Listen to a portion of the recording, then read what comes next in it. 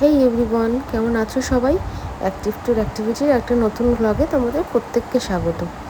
আমরা আজকে যাচ্ছি পরিবারের সবাই মিলে দার্জিলিং আর আশেপাশের যে সমস্ত স্পটগুলো আছে সেটাই ঘুরে দেখব।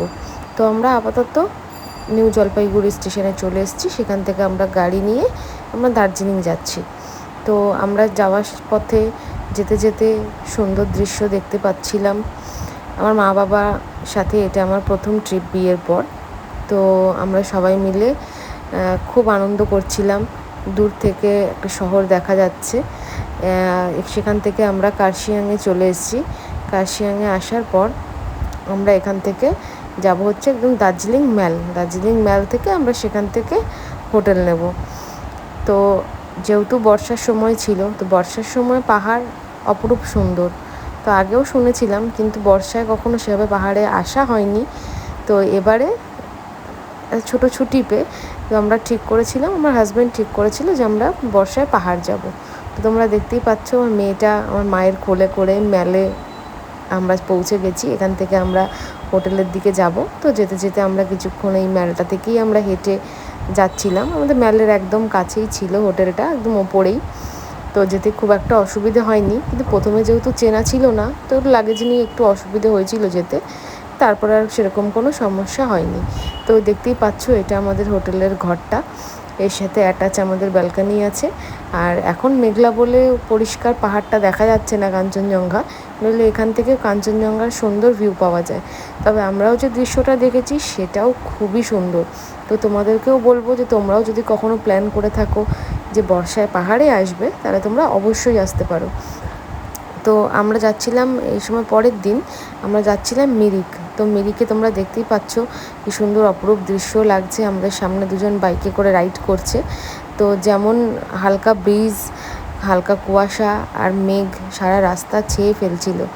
আমরা মিরিকে নেমে একটু বৃষ্টি পেয়েছি, কিন্তু একটু তাদের অসুবিধে হয়েছিল। কিন্তু যেহেতু মেঘলা মেঘলা ছিল, আমরা পরিষ্কার করে সবটা দেখতে পাইনি। আর গাড়ি থেকে নামা ওঠাতে একটু অসুবিধে হয়েছিল, কিন্তু ওয়েদার খুবই ভালো ছিল, ঠান্ডাও ছিল মোটামুটি যেমন দার্জিলিংয়ে থাকে। আর আমরা মেয়েটাকে দেখতেই পাচ্ছ তোমরা যে ও কিন্তু বাবার সাথে দুষ্টুমি করতে ব্যস্ত। আর আমরা ওখান থেকে আমরা গোপালধারা টি স্টেটে আমরা চলে এসেছিলাম যে ওখানে ঘুরবো। তো আমরা টি স্টেট থেকে ঘুরে সেখান থেকে চা খেয়ে কিনে সব কিছুই করেছি। তারপরে সেই দিন বিকেলবেলা আমরা আবার মেলে একটু ঘুরতে বেরিয়েছি। টুকটাক মা বাবা একটু কেনাকাটি করেছে, শপিং করেছে। আমরা গ্লেনারিজে গেছি, সেখানে টুকটাক কিছু খেয়েছি। তো এই আমার মেয়েটা সামনে আস্তে আস্তে যাচ্ছে, তোমরা দেখতেই পাচ্ছ দিদুনের হাত ধরে। মানে আনন্দ তো ওই ট্রিপে শুধু ওই মনে হয় সব থেকে বেশি আনন্দ করেছে।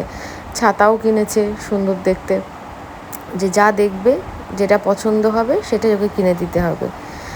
তো সেই জন্য আমরা সেই বিকেলটা আমরা মেলে এসে এখানে টুকটাক কেনাকাটা করে ঘুরে এখানে কাটিয়েছি। তো তারপর আবার নেক্সট দিন আমরা যাব হচ্ছে দার্জিলিংয়ের জু থেকে। আমরা যেহেতু রোপওয়ে চড়ার কথা ছিল, কিন্তু এত বৃষ্টি হচ্ছিল সেই জন্য আমরা রোপওয়েটা চড়তে পারিনি। তো জুয়ের ভেতরের দৃশ্যটা তোমরা সবাই দেখতে থাকো।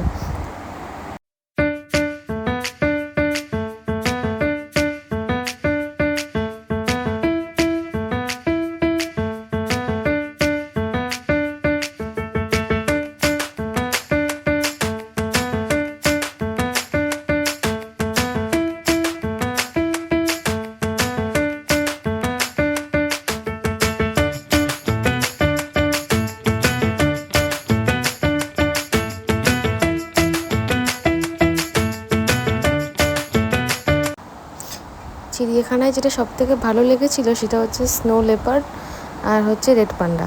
তো ওখান থেকে বেরিয়ে আমরা সাইডে যখন ঘোরাঘুরি করছি, ওখান থেকে ঘোরাঘুরি করে সুন্দর দৃশ্য আমরা উপভোগ করে আমরা ওখান থেকে চলে যাব হচ্ছে পিস প্যাগোডা। তোমরা দেখতে থাকো, এরপরেই তোমরা পিস প্যাগোডাটা দেখতে পাবে। আর চারিদিকে পুরো মেঘে ভরে আছে, একদম মেঘ সব জায়গা ছুঁয়ে যাচ্ছে। তোমরা অবশ্যই যদি কখনো বর্ষায় আসার প্ল্যান করে থাকো, তাহলে নিশ্চিন্তে নির্দ্বিধায় তোমরা আসতে পারো। খুবই সুন্দর মনোরম দৃশ্য থাকে, আর তেমনই সুন্দর ওয়েদার থাকে। হাইড্রেনজিয়া ভীষণ সুন্দর লাগে ফুলটা। তো আমি ওকে দেখতে পেয়েই ফুলটার আগে ভিডিও করেছিলাম। আর এমন অনেক ফুল আছে যেগুলোর নাম জানি না, তো সেগুলোও আমি ভিডিও করেছি। তো পিস প্যাগোডাতে এসে যেহেতু পুরোটাই একদম মেঘলা ছিল, তো মেঘে পুরো একদম ছেয়ে গেছিলো পিস প্যাগোডাটা। তো পশুপতি টেম্পেলেও আমরা গিয়েছিলাম নেপাল বর্ডার হয়ে, কিন্তু সেখানকার কোনো ভিডিও আমার করা হয়নি, তো সেই জন্য আমি ভিডিওগুলো দিতে পারিনি। তো এই অবধি আমাদের শেষ 2-3 দিনের জার্নি। তো তোমাদের কেমন লাগলো জানিও, লাইক কমেন্ট করে পাশে থেকো, চ্যানেলটাকে সাবস্ক্রাইব করে দিও। আবার নেক্সট কোনো ব্লগে দেখা হবে। এবার আমাদের ফেরার পালা। So tata.